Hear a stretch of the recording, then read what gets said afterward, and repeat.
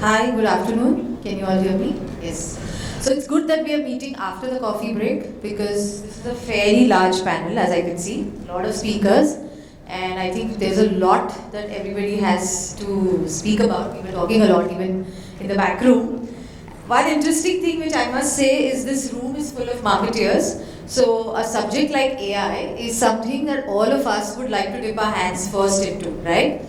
But today's topic is all about the balancing act between us as marketers, of course, adopting AI. But is our end consumer ready for it?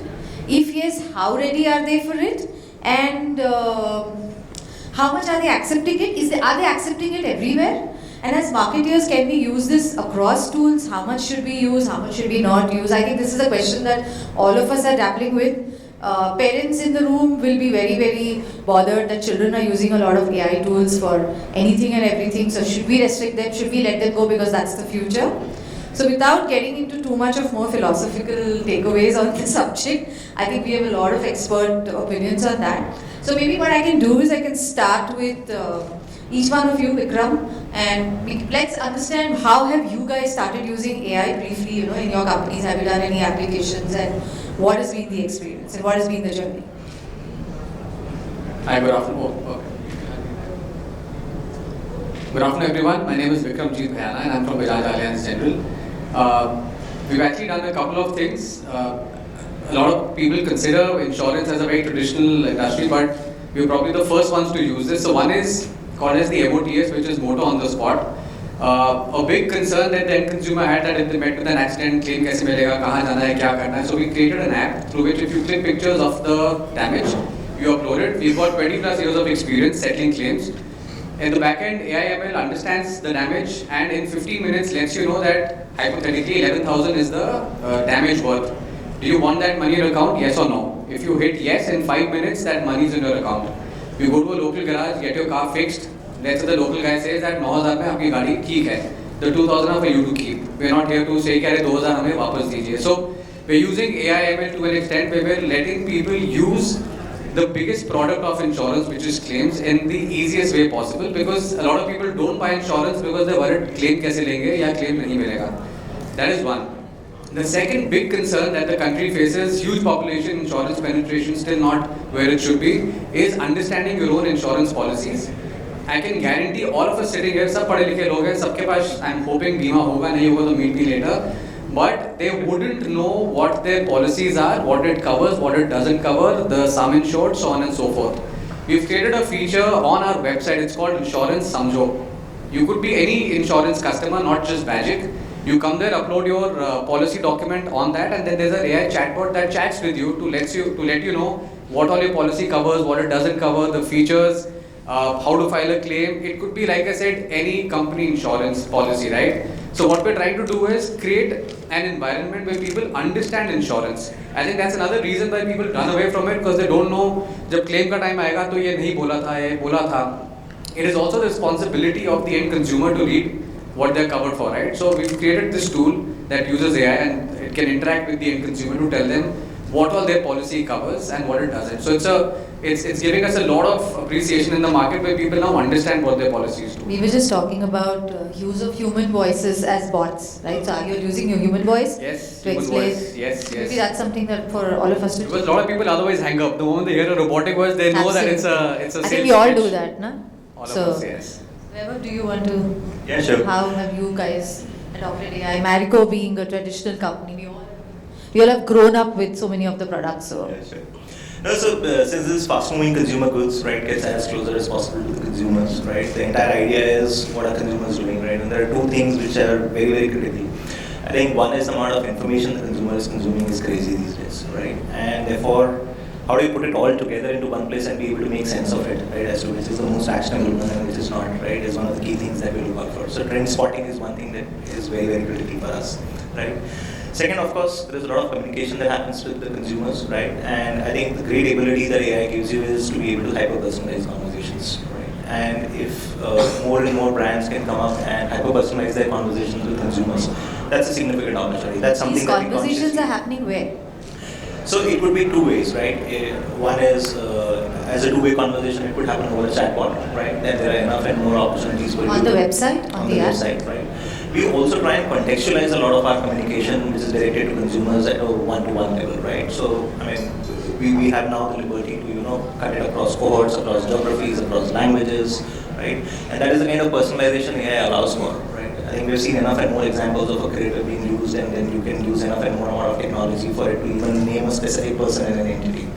So I think what it essentially does is it significantly takes up the engagement quotient higher, right? And the kind of effectiveness that it leads to for any kind of money put in, it significantly rises. So more as a communication, I like we did research and we did like a bit of account planning from the agency side, and the communication tonality, the kind of personality, the persona that you're talking to, it's more helpful there, right? Otherwise, is there any particular use case in Marico where the consumer wants to engage with you to talk, like consumer queries? No, they do, right? See, these are brands which, significantly are connected at an emotive level with the consumers, right? So, I understand, but anything with any particular brand where the consumer is coming back to you for problems, where AI is being used?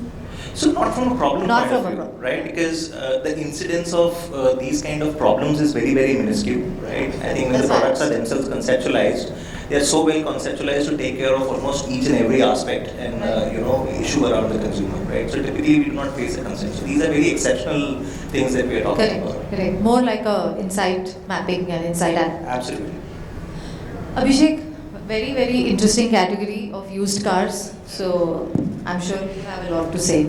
I mean, yeah, used car is one of our businesses, which is Mahindra first choice. And what we've also done is our strategy is moving from content to commerce, right? Moving audiences from there. So we have a large portal called carandbike.com. It's an automotive portal with more than 30 million hits every month. So our entire strategy is the consumer is coming to the website, they're consuming content. How do we move them to the used car section? So let's say a consumer is looking for a new car, you're looking for a Bhayana, you start your journey there, and then we said, hey, you know what? We also have 30 Bhayanas near you at X price, and it's in 10 kilometer radius. So that gives a consumer a nudge, saying that, hey, I could also be looking at a pre-owned car as an option. And from there, we understand his journey on the website, and if he happens to drop a lead, the contact center gets access to the information. That, hey, how is this consumer behaving on the website? Hey, he's looked at the new car, he's looked at the Bhayana, but he's also looked at, let's say a Virtus, or he's also looked at, Mahindra XUV7 the pre-owned car. So the contact center at that point is not only talking to the consumer about the car that he's interested in, but also the plethora of options that he actually invested his time in exploring. And after that, the conversation is much more rich. So what's important to the consumer is personalization. What's important is speed. What's important is 24/7 availability. So what we also try and do is at that point in time, we activate WhatsApp bots. So of course, the contact center is not there after 7 p.m. So what we do is the WhatsApp bots play a lot, a key role for us. So as soon as you drop in a lead that we say in marketer's language, the conversation starts on the bot. So of course, we were exploring the app strategy. Hey, do we make them download an app, get them used to a new UI UX? We said no, let's stick with what's working in the market. Let's take the journey post 7 p.m. on WhatsApp. So as soon as a customer shows an interest, we take the journey on the WhatsApp bot, and then that's interactive to understand. A thought that comes to my mind is that after the second used car, does the company use this data to upsell maybe after 2 years to a new car, because you're an automobile company? We upsell, and we have a lot of vast, value-added services. So insurance is one, that's important for us. We have our own warranty, so warranty is important, and it's a trust deficit category, right? You're buying a pre-owned car, somebody's used it for a couple of years, इसका engine ही बैठ जाए, ये गाड़ी के, there's nothing going wrong with it. Clutch खराब हो जाएगा. So we offer a 2-year warranty to the consumers, right? So we upsell that. If your warranty is expiring, then we say, hey, do you want to, take up another warranty for 2 more years? So of course, upselling is one part of it, and at the end of 3 years, generally, with higher disposable incomes, higher aspirations, people are frequently changing your cars, right? So our research study shows that now the ownership cycle has changed from 5.5 years to 4 years. So by the end of third year, we start nudging the customer, hey, you want to come and we do a free inspection at your place? We'll give you value of your car and we'll help you upgrade to a next one. So it could be new, it could be used, it could be anything. We have our algo sort of helping us understand this consumer is coming back to read content on new cars. He's already interested, he's comparing sedans. So the algorithm is smart enough to start matching the customer and start creating the upsell opportunities. Very interesting, actually. Rajiv, I think you have done a lot of work in terms of data and data science, and securities is a very interesting market. I think from here on we have a lot of the fintech and the finance sector. So Yeah, so Sri, I really liked your punching line where you just mentioned it's not going to philosophical things. But ideally speaking, AI is, and the market trends of AI is getting into philosophical in today's era. So mostly into the securities market, because I mean, any guess around in this room that what would be the active demat account, number of demat account current as on date in our country? I mean, any guesses, wild guesses maybe? 10 crores. So, no, more than that, it's 15.56 crores, near around 16 crores के आसपास है कुछ. So, in which mostly ICICI has around a tangible share of the entire market. And most interestingly, post-COVID, this had a huge surge because of the accessibility of the platform and the accessibility of the technology, and likewise, and its accessibility of the easy money, and likewise, what we can say.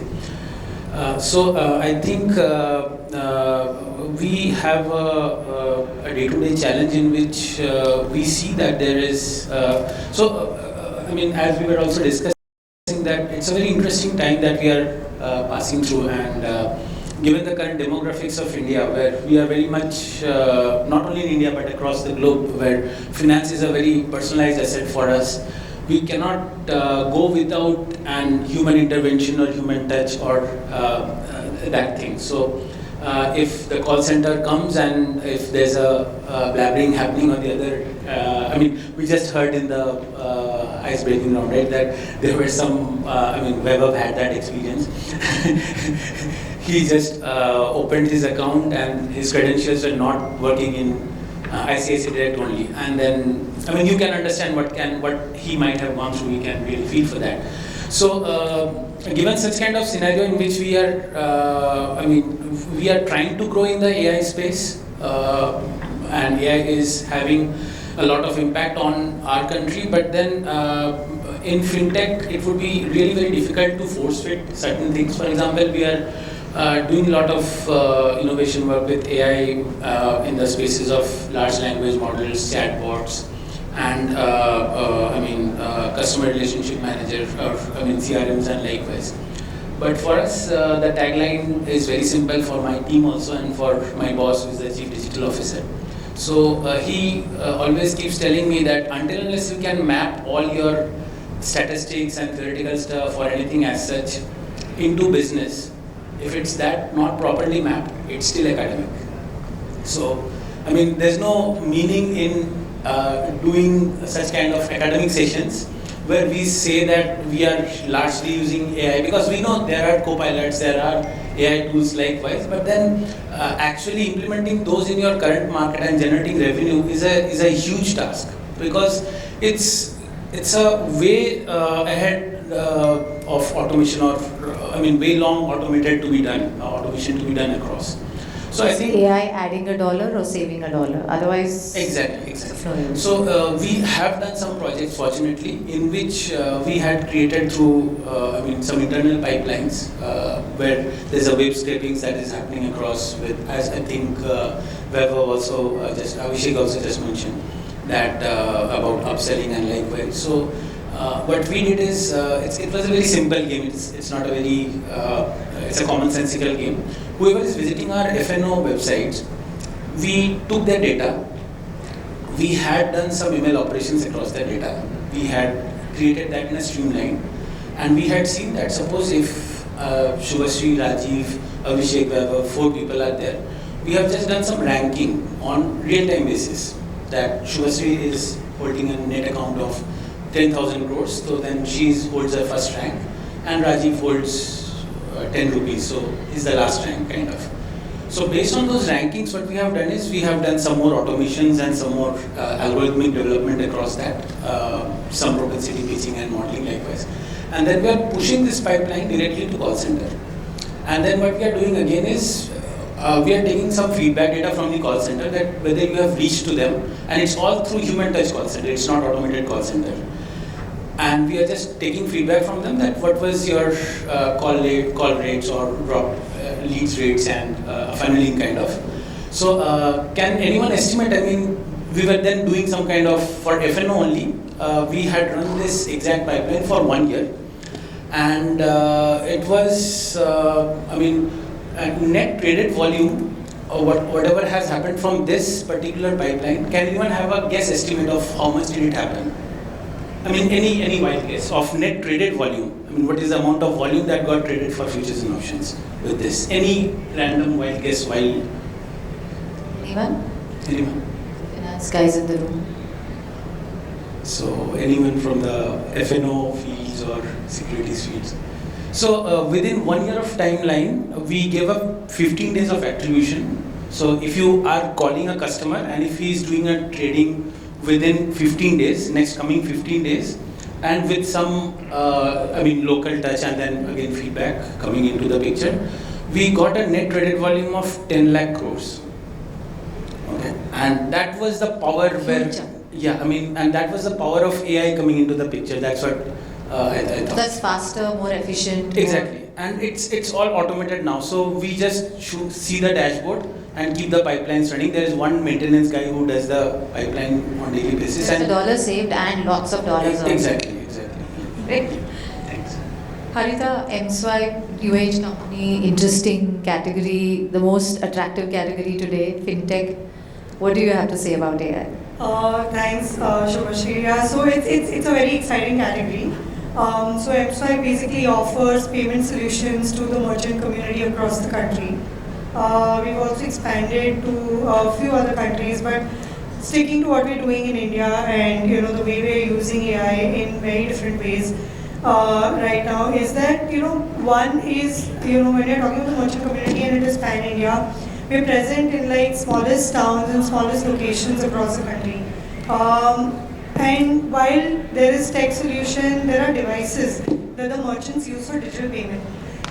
We are present in any part of Northeast to Lakshadweep, since it's been so popular in the last some time, to any part of J&K, and we have our people over there who are installing devices for any new merchant who comes on board.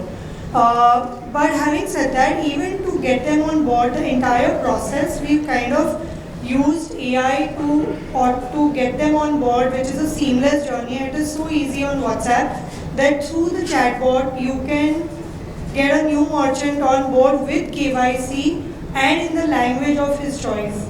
So it actually starts, while we're targeting the merchants with an ad that they could relate to. So if it is an apparel merchant who's sitting in Karnataka, you'll see an ad in Kannada with an image of apparel store in the background.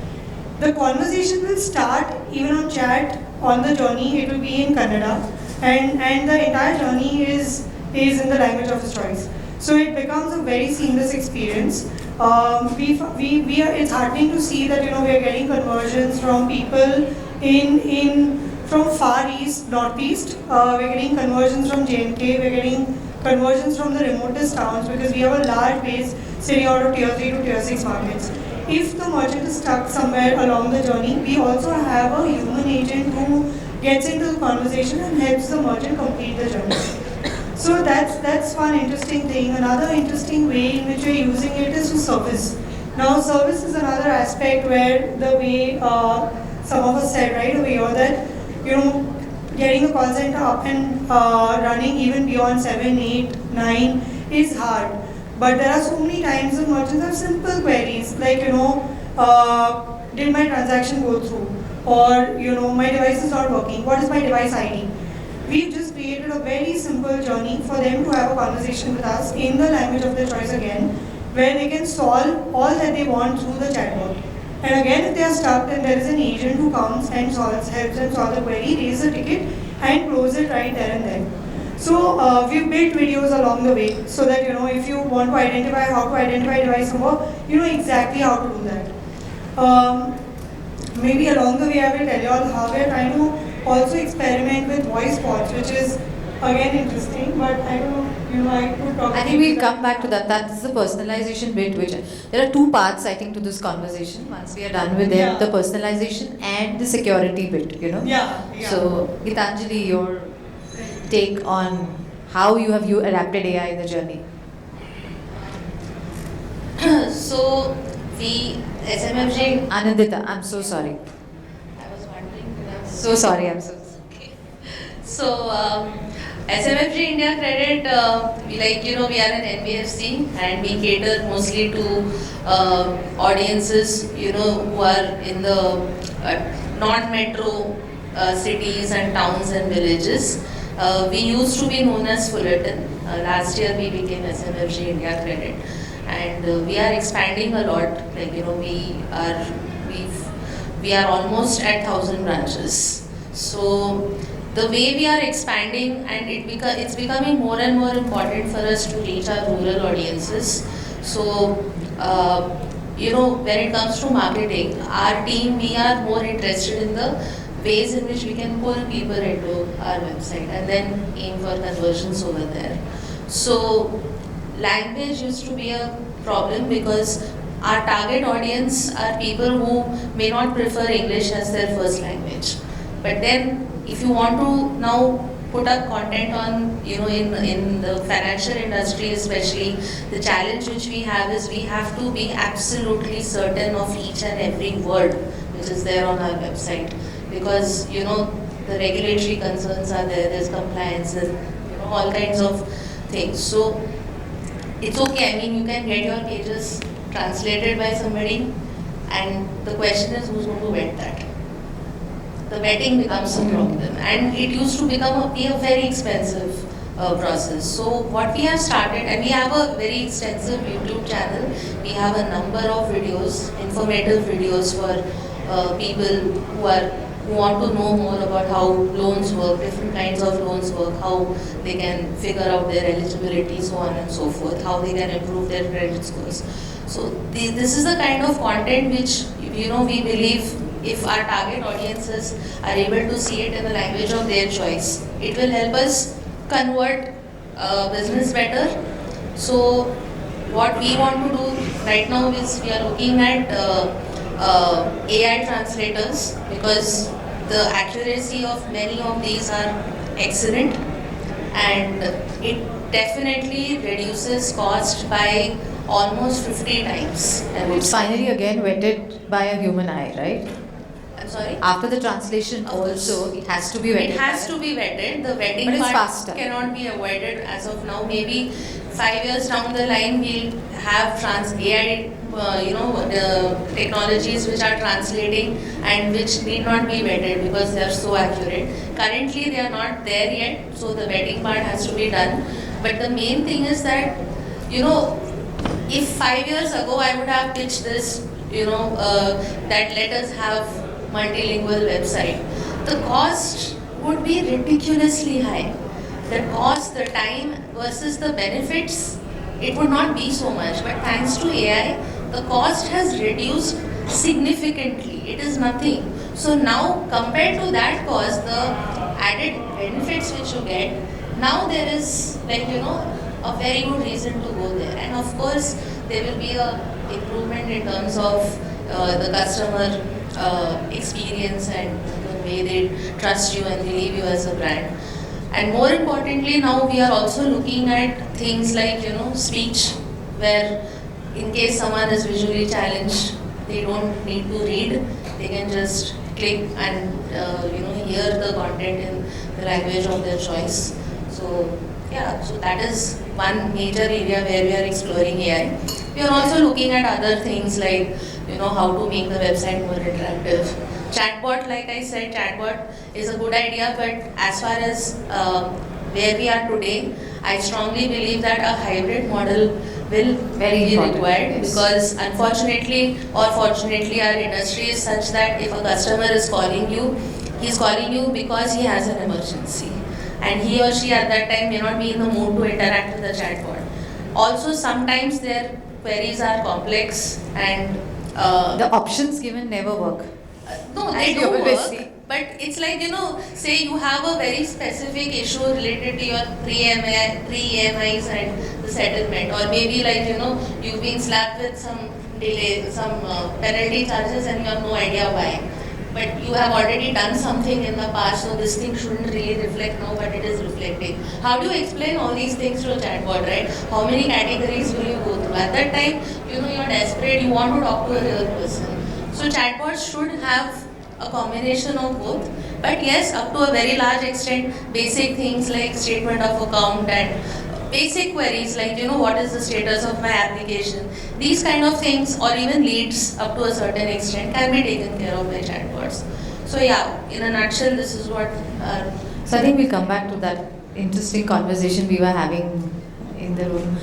Amit, again, so we had a fintech and securities and insurance, with a little break with consumers.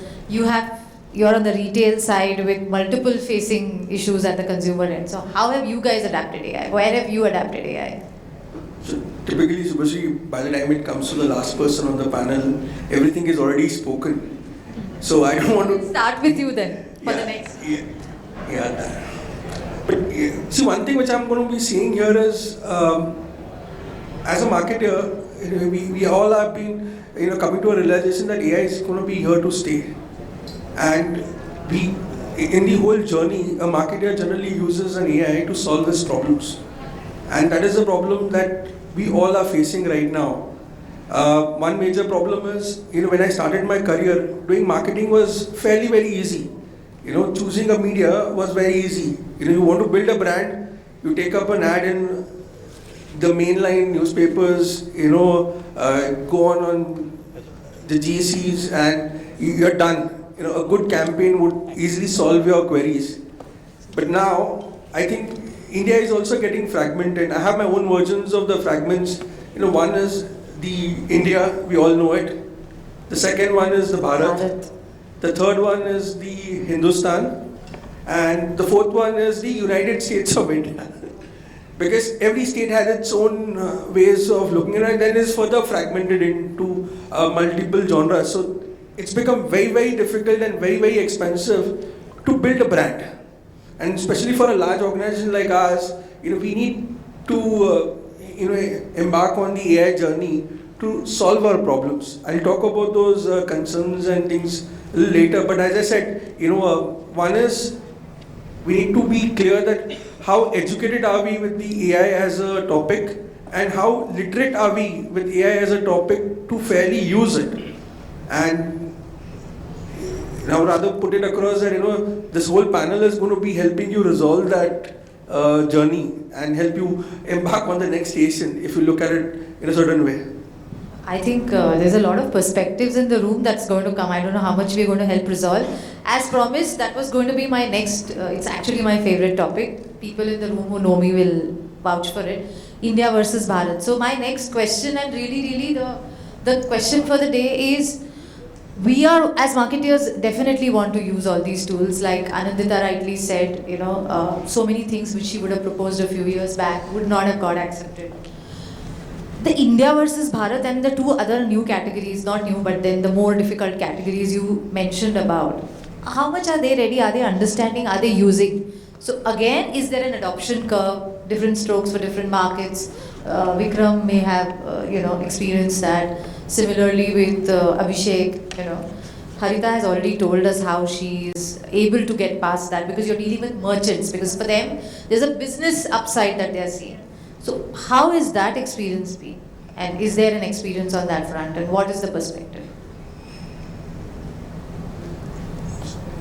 I promised you.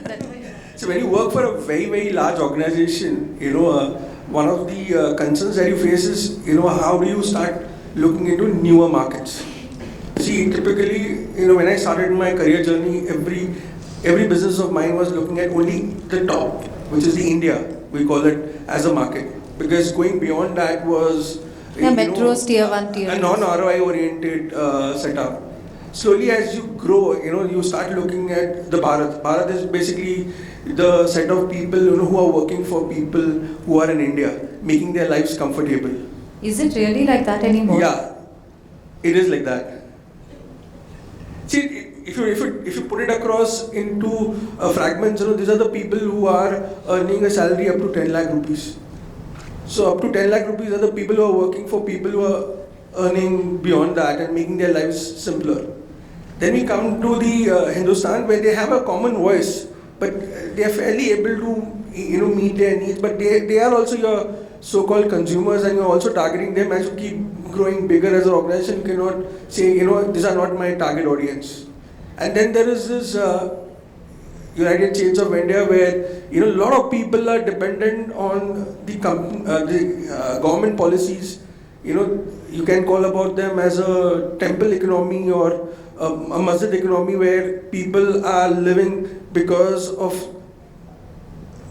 that place. Like a Tirupati temple must be easily feeding around 4 to 5,000 families, putting all together. So coming back to the main answer, yes, we have to look at differentiated consumers coming across, and how do we embark on this journey of AI to help us reduce the efforts, reduce the cost, is what we should look forward to. And also get past to those markets and look at them as the next level of growth and penetration. See, with the India growing story, Subhasri, everybody's aspirations are growing. Their income levels are also growing. India is amongst the fastest growing economy. So what we are consuming right now is what the Hindustan or Bharat will be consuming 5 years hence. So this is the time period of the journey where we should be, working towards getting ourselves prepared to handle those side of consumers. So I think Abhishek, you and Vikram, I think, must be seeing a lot of this dichotomy, and how has it helped you guys? Have the AI tools helped you guys?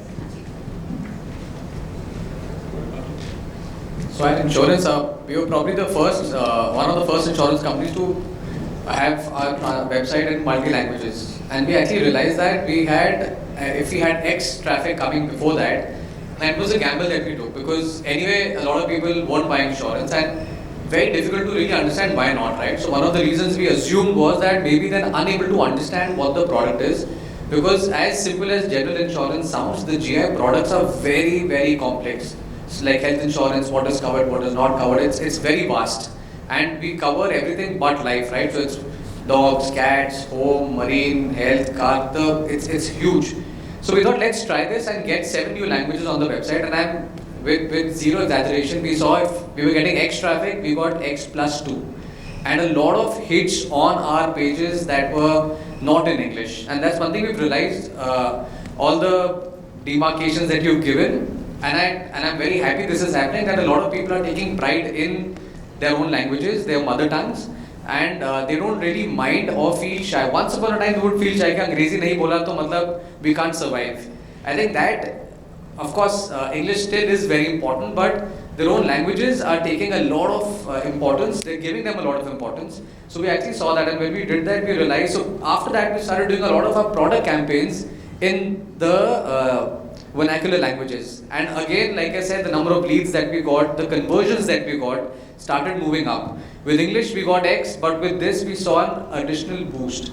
So that's one thing we tried as an experiment, honestly, because, like I said, no one knows what is not happening until you really try it. And when we did it, we realized that this is something that is really hitting hard to people across the country, not just the metros. And like he said, a lot of people only focusing on metros, ki sara dhanda idhar hi hai. But when you go to smaller cities, you realize the amount of money that those cities have. I don't know if you guys know this, Nagpur once sold the maximum number of Mercedes in one day, right? Who would have imagined? But if you go to smaller cities, there's a lot of cash, there's a lot of money there. People are willing to buy as long as you can get to them in their language the way they want it. They're very fussy about that. If you get it to them the way they want it, they will take it. If not, they have many other options out there. So. And then I think we have 10 minutes, 11 minutes left. So once you are done, Abhishek, let's talk about the ethical bit, of the whole thing. Yeah. I think just a couple of points, rightly pointed by Vikram. I think the consumers in India are not clearly demarcated between India and Bharat, right? Like his example of Mercedes, tier 2s buy a lot more Mercedes. So there is a market for Louis Vuitton, there is a market for Flipkart, there is a market for Meesho, and Meesho customers are not the consumers who are not buying on Flipkart, who are not capable or doesn't have enough pocket to buy a high-end product. So in that sense, if you ask a consumer, there's a saying that if you ask a consumer 20 years back, do you want a smartphone, they wouldn't even say yes, right? But somebody gave it to them and they adopted it, and in India faster than adopting a laptop. We completely skipped the revolution of moving from a laptop or a computer to a smartphone, right? So AI is not a choice anymore. It's not India versus Bharat. I think if you give consumers a convenience, they will grab onto it. So in my opinion, I think it's inevitable, and the consumers wouldn't say what they wanted, but it's as marketers our responsibility to identify the gaps and then use this. And consumers are ready to adapt. If it's so, convenience is the key. Regionalization, talking to them in their own language, taking to their comfort zone, I think is the key, and we are all seeing upsides of AI there. What about the ethical concerns? Data security, ethical concerns. Our best friends from the InfoSec, no offense to the IT guys in the house, but yeah, so what do we have to say in that? In fact, the way we discussed, right, that I think human intervention at this point in time, it's inevitable. Like, you have to have, it's not that AI is replacing humans, but it is important to work with AI so that we can bring in efficiencies in whatever that we're doing today. And AI is helping us reduce costs, it's making us efficient. It's important to have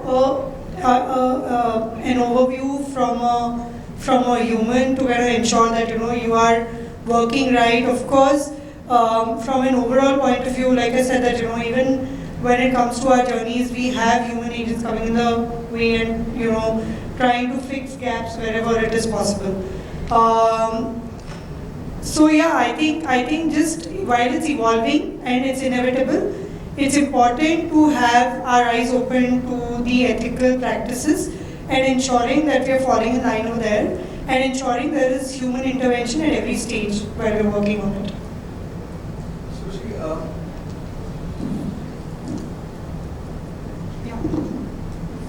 Hello? Yeah. See, I'm with a very firm belief that, a lot of big companies are brought down not because of the large mistakes that they do, but because of the small mistakes which happen.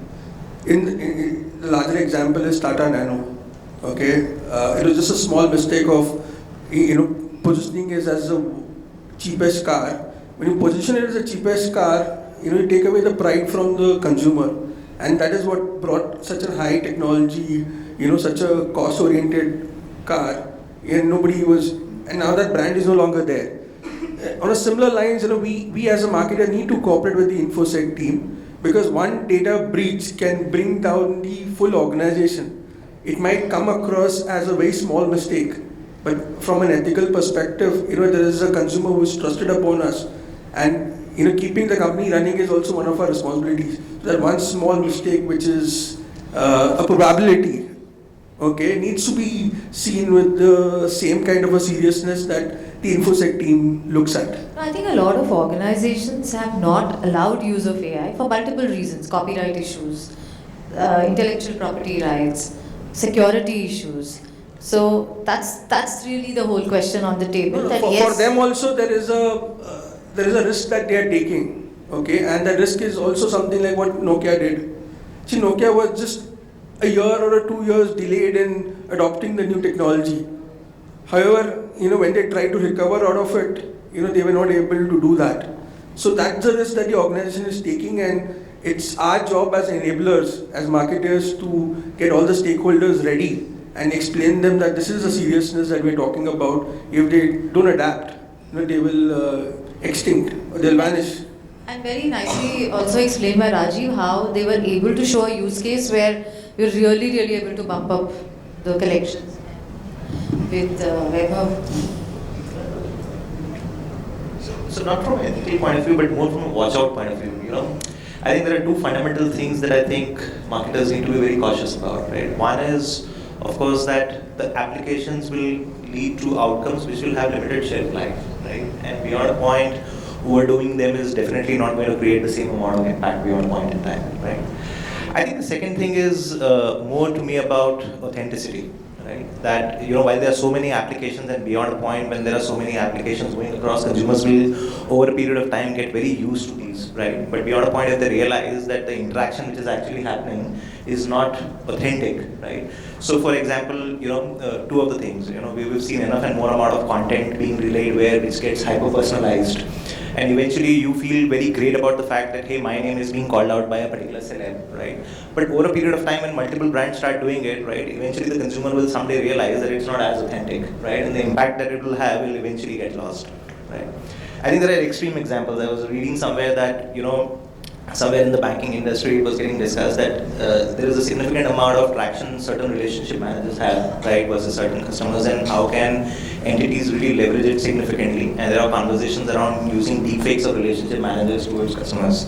But these are also industries with significantly high level of trust operating because people are putting in their money, right? And if the end customer is eventually going to realize that, hey, I was actually not talking to somebody who was genuine, but actually a deepfake, right? It may actually turn them off completely, right? So I think there has to be an exercise, but there equally is a watch out as to what extent do you really want to push that pedal, right? And not go overboard. So I think maintaining that authenticity is very, very critical in my mind. Yeah, so I just wanted to add one thing. I strongly believe that regulators are ahead of us, and they are strongly ahead of us. The reason behind, they are not only thinking about us. So just take an example of technology versus demographics or data versus demographics. The greatest example I would say, which was example was for this exit polls, right? I don't want to go in that direction, but then how it bounded back, or how it bounced back rather, in such a heavy form. So what I would say is, if and only if we think AI to be a black box, right, then the problem lies there. So most of the people or the InfoSec teams rather, they are mostly thinking the AI to be black boxes, and simply without understanding the black boxes, they're not opening up those boxes and they're simply rejecting them. So if this is the kind of mentality that we would have from logical perspective, because InfoSec or compliance or anything is such, they're supposed to be logical and they're supposed to guide companies or industries in those areas, right? So I think likewise our regulators are not treating them as black boxes. Likewise, so we were discussing about the two-factor authentication, right? That it's probably the best way, that if it's a logical steps that has to be followed in a very verified and a simplified way, this is something that can be done, and hence, we have such kind of things here. Pretty much what everybody said, they wrapped it up in terms of authenticity and all, but I would say more than authenticity of AI and the obvious copyright issues and all, there's also one thing which, as marketers we have to be conscious of, that, don't get a FOMO about it.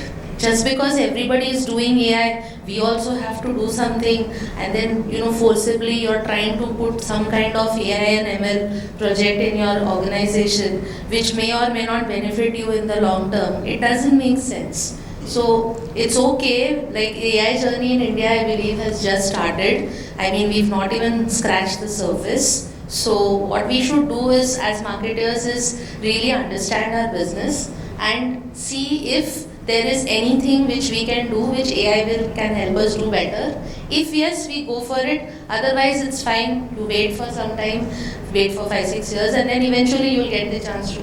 So to say, yes, I think very well said. And in conclusion, and to wrap it up, definitely deep dive into it. Definitely pilot with it. We all hope we get great results like you got, yeah. But yeah, definitely try it. Security concerns are there. Also, I feel strongly that if too much usage of AI could also lead to a lot of recycled content and a lot of recycled material moving around. So very important for us to be mindful of that. But at the same time, very rightly said that we should experiment, we should pilot, and we should definitely try it. Should we have time for questions? Does anybody have any questions with that? I think.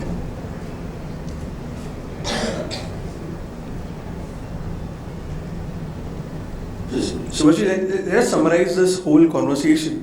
We've been talking about AIs and adaptations about AI. We're talking from just a consumer perspective, but our real customers are the company stakeholders. whether it's a CFO, whether it's a CTO, whether it's a CEO, what kind of cultural adaptations that we've been able to bring around in the organization. And that's when you decide a clear strategy, a clear goal is defined, and then you start working, towards that goal on a step-by-step process. That's why you need to pick up the right use cases, you need to pilot, and you need to put on very, very clearly on record what is it that I may get out of it, what is it that I may lose out of it, and how much risk appetite the company is having. So I think that's really the roadmap, more or less like anything else, but should not become like a Nokia, like you rightly said. You should go for it.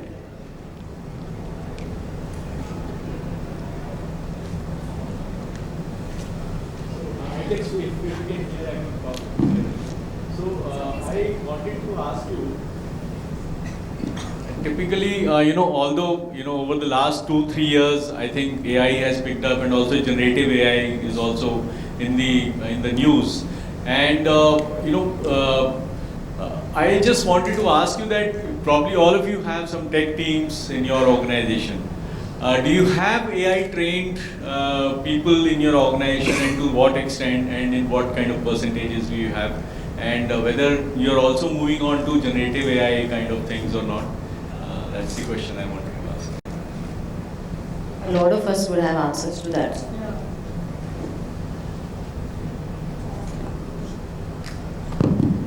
Yeah, I think, thanks for the question. I think I'm blessed to be part of Mahindra Group. At Mahindra Group, we have a data science cell at the central department, of course, that sort of keeps up with what's happening around the world, and then that information disseminates to every group company, and then we have our own data science team which sort of works with us very closely to see, are there any tasks, are there any problems which can be solved with the technology that exists, either with a white label solution that exists in the market, either with borrowing a technology, a SaaS platform, or building something on our own, right? So we need to sort of understand ourselves, do we build, borrow, or do we acquire? So that's the kind of strategy we adopt at the group level. And on the other front, every time the question is, will it solve a consumer problem? That's the only question we have in front of us, and we try and pick up one of the solutions. Yes. When you speak about the talent, okay, with the kind of awareness which is happening across on all the mediums, a lot of youngsters are picking up the AI courses, and they are going to be, certificate ready. But that is just an education. That doesn't mean they are literate enough to use that AI model in a real life scenario. So one is, once you acquire that theory knowledge, one is to work on projects, which will help you, being a part of a team and work on projects to, try and create a solution towards it.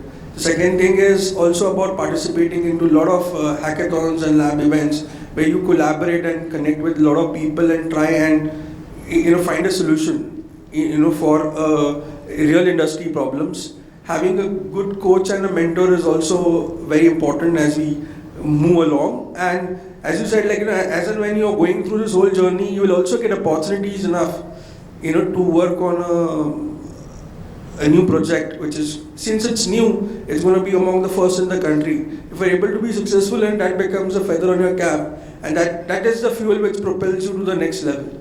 So it's a very, very unique journey which people have to embark even at their later ages, and start it from the scratch. I think the more important process to that, adopting AI, is also the process of decision making, or probably evolving the organization in that direction at the top management level. First of all, recognizing the problem, and then probably thinking about how to take care of that problem, and then maybe using AI for solution of that problem. So I think that is also one very critical aspect, because in every area, for example, in my organization, in every area we can think of AI, or we can adopt it, or we may not adopt it. And today we have the computing capabilities, we have the data, we have everything which can enable it, but probably not always we know how to enable it. So and that's why my question that whether we have that talent available in the organizations, and enough talent, and probably capable talent, as you mentioned, that people are also learning, and they are evolving. So I think it's See, the most difficult part of the AI journey is there is no one tool which will help you resolve anything. So you have to reach out to multiple stakeholders, multiple partners to be a part of the tech stack that you're building. And they have to work seamlessly with each other to create the real experience. In that journey, many partners will come and go, but once you, as I said in the initial part, if you have the strategy or the goal clearly mapped out, okay, then you start that journey. And then that's more about the legacy management, because you cannot just convert everything into the new age technology. So as you keep going, you keep on changing your technology partners, but you will remain stuck with the goal, and then that's the journey that you need to embark. It's a continuous learning process. There's no one-stop solution for sure. So I just wanted to conclude on this question only. Maybe yes, as Amit also told, we have a lot of talent around, we have a lot of certifications around, but so I see this to be an engineering kind of a problem. You have a drill machine, but you don't have a problem where to put a nail, right? So you don't know where to run the drill. You just run the drill all over the place, and then there's no use case as such. So until unless, I would say that within ICICI, I think we have a very good innovation and a nurturing environment where we promote people from the bottom level, and with different teams coming up, as we discussed that there, we conduct different hackathons or different kind of L&D courses and likewise, and we try to talk to very low-level guys, not from the senior most management, because management will come and say implement AI, and that can be a buzzword, right? But only people who are working on the ground, for example, a call center executive can come to us and then say that we are having a CRM which is Excel dependent. Okay, can you do a kind of a rate card kind of a CRM for us, okay, which only gives a proper rate card for the customers, and there you can think about an AI use case. And I don't think that, because after this OpenAI things and everything as such, it has been a buzzword around all over the place, I would say, and which is very unfortunate, I would say, for the education industry as well as for the for the industry as well, in which we are not able to bridge the gap and we are not able to find out the right problems. So until unless we find out some right set of problems, and we as leaders, not as top level management can get that.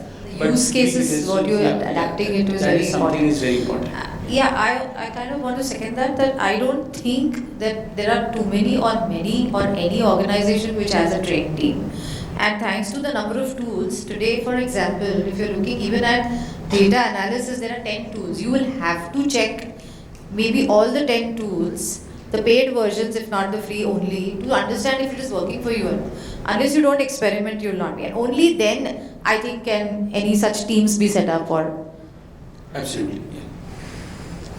Yeah, so one last thing, which is there, we'll conclude it here. With all these tools, I think, we can borrow the knowledge, but you cannot borrow the understanding. All tech tools, they don't have the understanding of your business.